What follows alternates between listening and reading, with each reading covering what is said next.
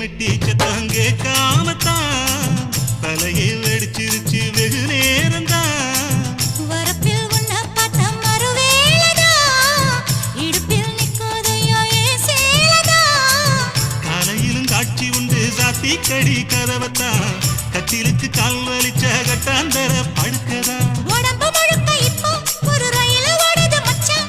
வளைச்சு நொறுக்க சொல்லி என் வளையல் கிஞ்சது மச்சான்.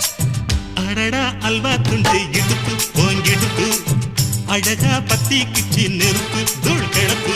சலக்கு சலக்கு சரிக சேல சலக்கு சலக்கு பெலக்கு பெலக்கு பெக்கம் வந்தா பெலக்கு பெலக்கு